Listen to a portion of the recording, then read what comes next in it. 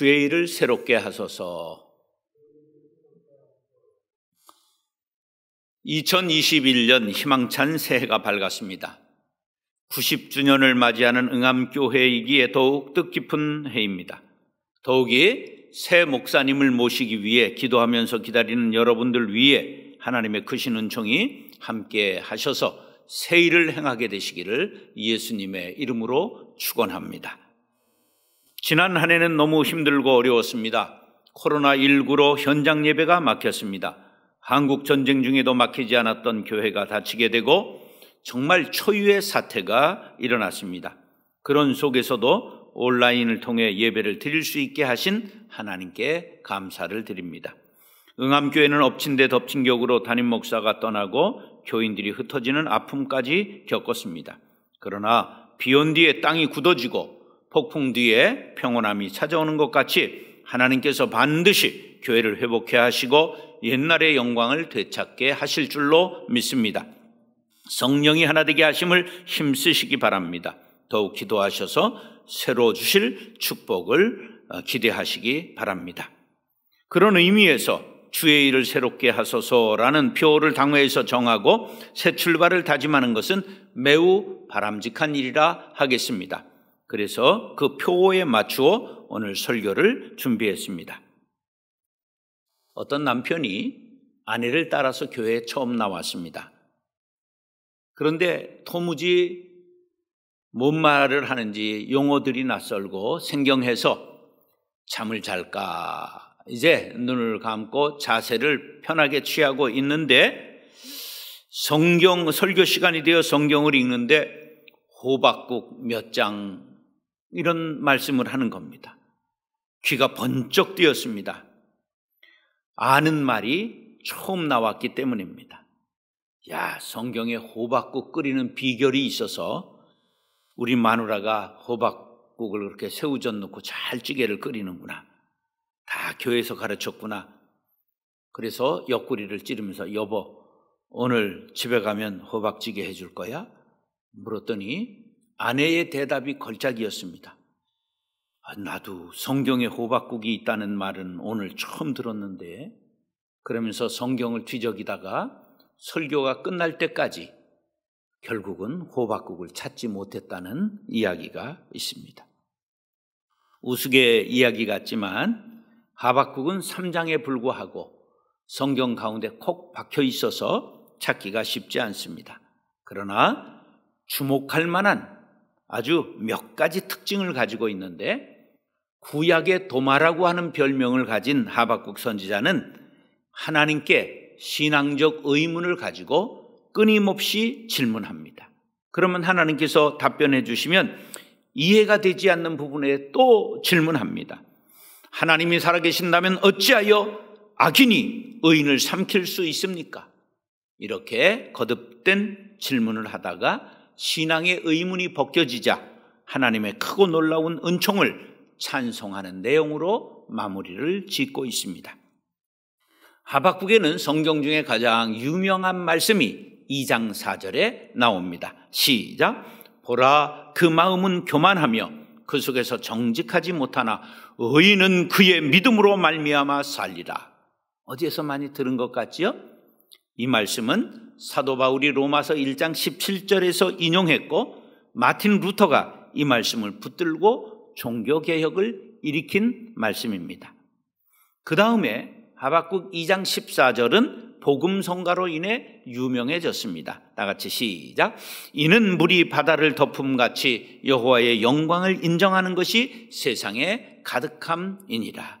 물이 바다 덮음같이, 그런 복음성가가 이 말씀에서 나온 것입니다. 비록 지금 어렵고 힘들지만 장차 이 땅에 물이 바다를 덮음같이 복음이 온 세상을 가득 차게 하고 덮게 할 것이다. 하나님 나라가 임하게 되리라. 그러한 뜻입니다. 하박국 선지자의 신상에 대해서는 한 가지도 알려진 것이 없습니다. 그러나 그의 이름의 뜻은 매우 의미심장합니다. 그 뜻이 무엇이냐? 껴안는 자, 메어 달리는 자, 그러한 뜻을 갖고 있습니다. 신앙적 문제를 가지고 해결될 때까지 매어 달린 선지자, 야곱과 같이 하나님을 껴안고 내게 복을 주시지 않으면 내가 놓을 수 없습니다, 천사와 씨름했던 야곱과 같이 하나님을 껴안고 놓지 않은 선지자 하박국을 통해 올 한 해 여러분들의 신앙의 문제가 해결되기를 축원합니다. 응암교회의 문제가 해결되기를 축원합니다. 그러면서 하박국의 결론은 이러합니다. 3장 19절 시작. 주 여호와는 나의 힘이시라.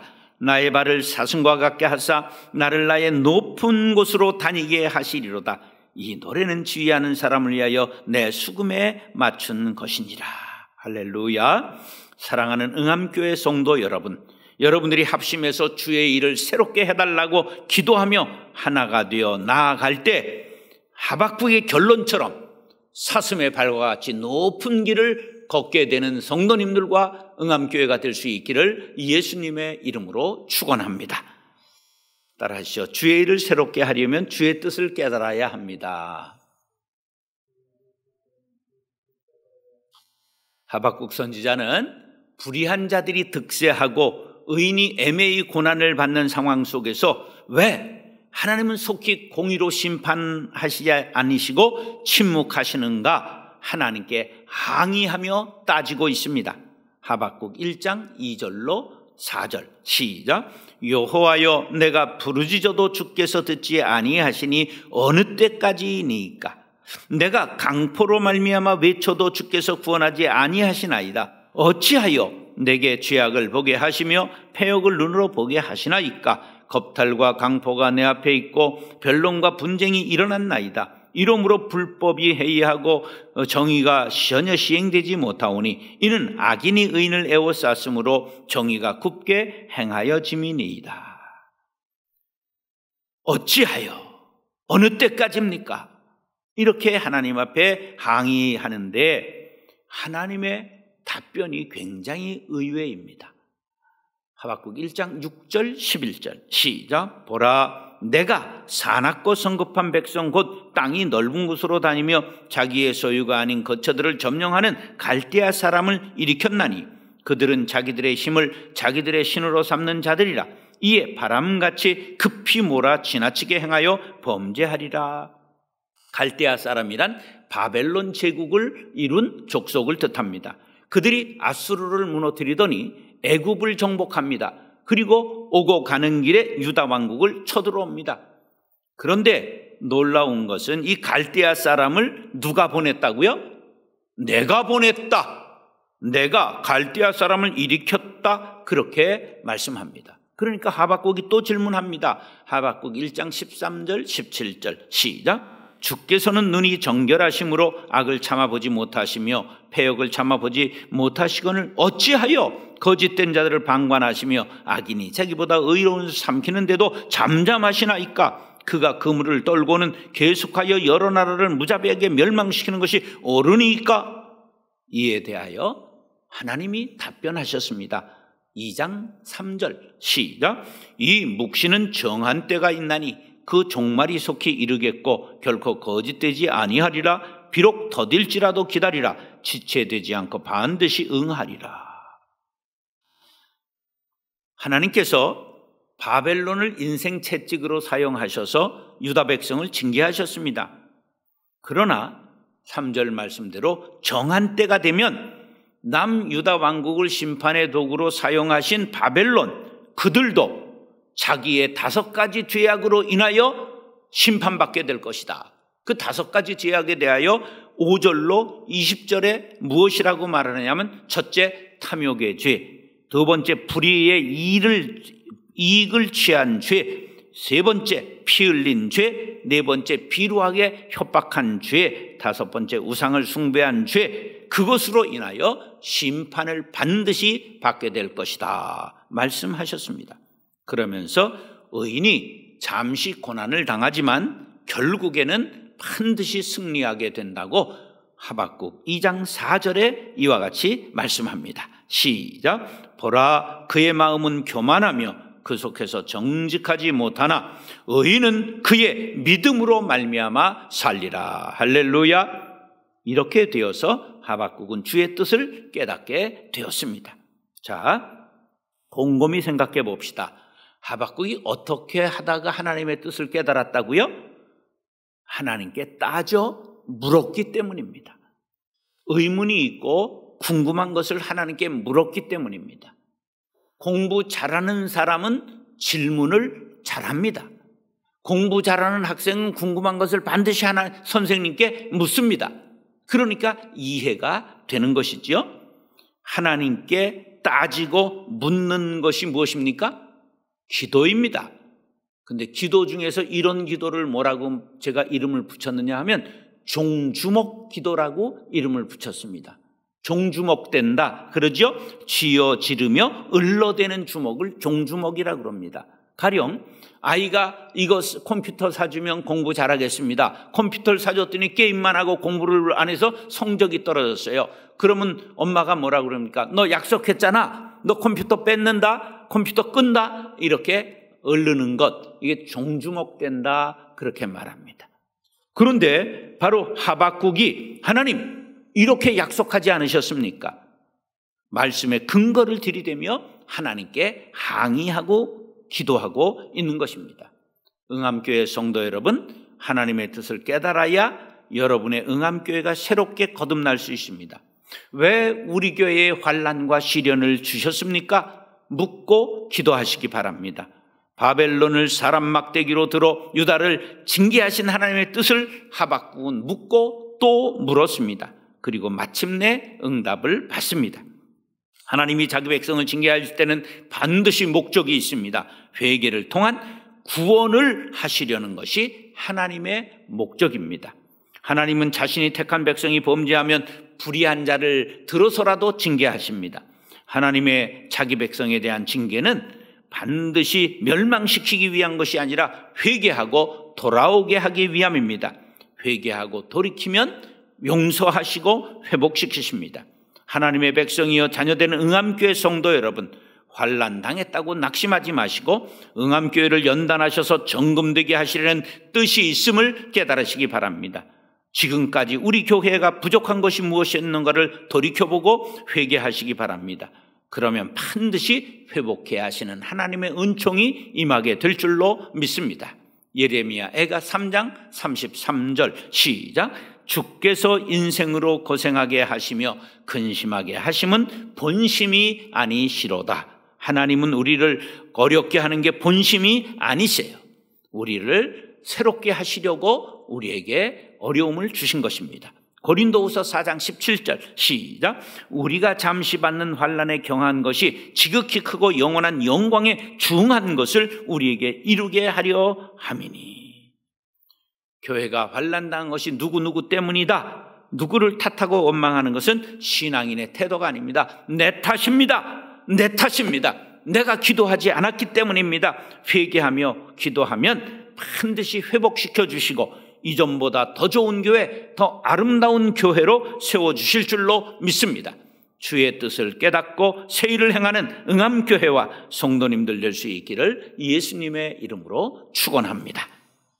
따라서 주의 일을 새롭게 하려면 하나님의 말씀을 들어야 합니다. 하박국은 하나님께 묻고 따지고 종주목을 대며 기도하고 매달린 끝에 하나님의 음성을 듣고 그 뜻을 깨닫습니다. 그리고 나서 하나님을 찬양하는 내용이 3장에 나옵니다. 그런데 하박국 선지자는 주께 대한 소문을 듣고 놀랐다고 말하고 있습니다. 2절 상반절 시작. 여호와여 내가 주께 대한 소문을 듣고 놀랐나이다. 주께 대한 소문은 쉼 아카라는 히브리 말인데 당신의 소식이라는 말이요. 그리고 이걸 의역하면 하나님께서 들려주신 소식이라는 뜻입니다. 하나님께서 하박국에게 들려주신 소식은 바벨론에 의한 유다의 징계와 바벨론에게 임할 심판에 관한 말씀입니다. 하박국 선지자는 이 같은 말씀을 듣고 놀랐습니다. 다시 말해 두려워하며 하나님을 경외하게 된 것입니다. 주의 일을 새롭게 하려면 하나님의 음성을 들어야 합니다. 하나님의 음성을 듣는 몇 가지 방법이 있는데 으뜸이 무엇인 줄 아십니까? 가장 중요한 방법은 성경 말씀 속에서 하나님의 뜻을 찾는 것입니다. 자, 세상에 계시라는 말이 있죠. 아포칼립시스라고 말하는데 이것은 커튼을 열어 보여준다, 그런 뜻입니다. 가려진 것을 공개한다. 그래서 밤모섬에 유배 갔던 요한에게 하나님께서 커튼을 열어서, 어디의 커튼? 천국의 커튼을 열어서 천국을 보여줬어요. 그래서 요한 계시록 커튼을 열어준 책이다, 이러한 뜻입니다. 자, 근데 계시에는 두 가지가 있습니다. 일반 계시가 있습니다. 일반 계시란 자연 계시라고도 말하는데, 자연을 통해서 보여주시는 것, 철학적 깨달음으로 주시는 것, 이성을 통해서, 역사를 통해서 보여주는 것을 일반 계시, 그렇게 말합니다. 그에 비해서 특별 계시가 있습니다. 특별 계시는 특별하게 영의 눈을 열어 볼 수 있는 성도들에게 주신 하나님의 말씀, 성경을 특별 계시라고 말합니다. 하박국이 하나님의 음성을 듣고 깨달은 것 같이 이미 우리에게 주신 성경 말씀을 통해 응암교회 공동체에 주신 하나님의 말씀을 들어야 합니다. 성경 66권 1189장 그리고 31,173개의 절이 있습니다. 아주 방대한 내용입니다. 그러나 주제는 간단합니다. 인간을 향한 하나님의 사랑 이야기입니다.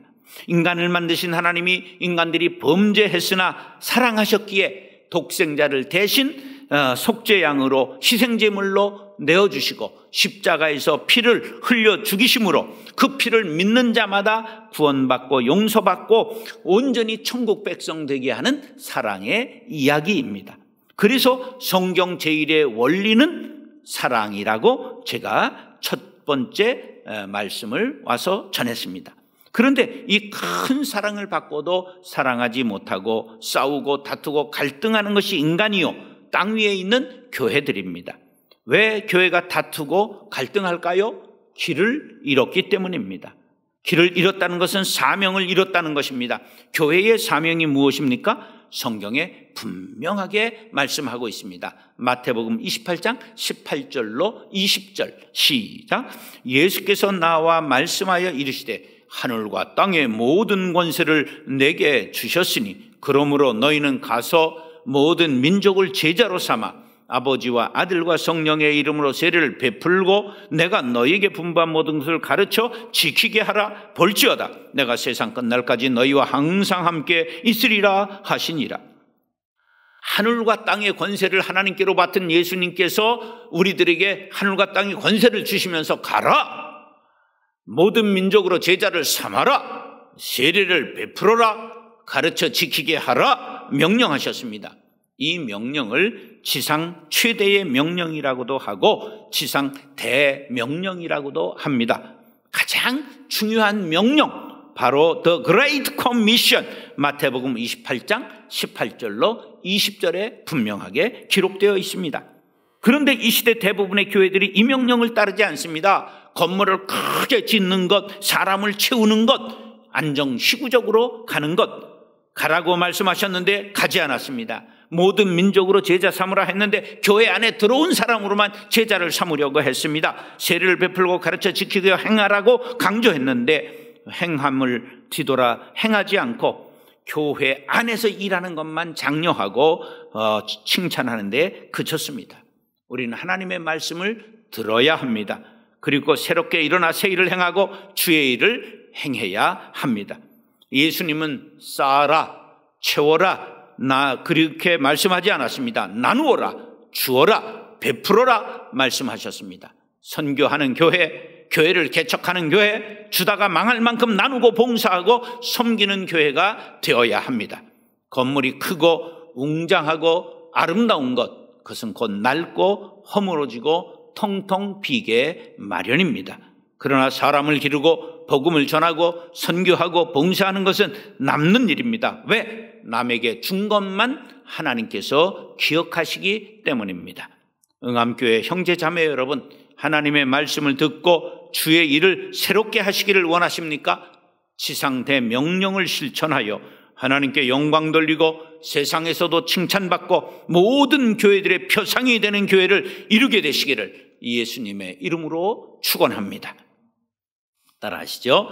주의 일을 새롭게 하려면 긍휼히 여김을 받아야 합니다. 하박국 선지자는 하나님 앞에 간절하게 부르짖었습니다. 2절 하반절 시작. 진노 중에라도 긍휼을 잊지 마옵소서.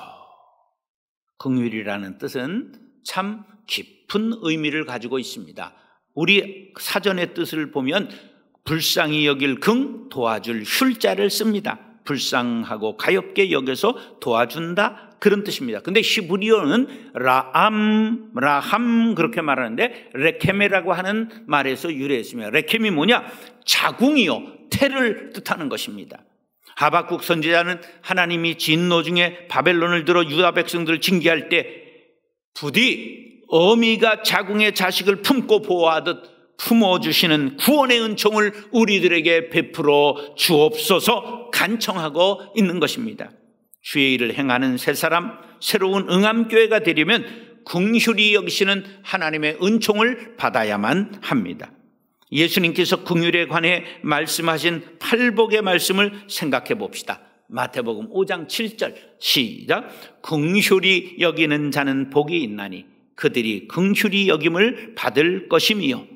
어떤 사람이 긍휼히 여김을 받는다고요? 긍휼히 여기는 자가 긍휼히 여김을 받습니다. 이 진리를 마음에 깊이 새기시기 바랍니다.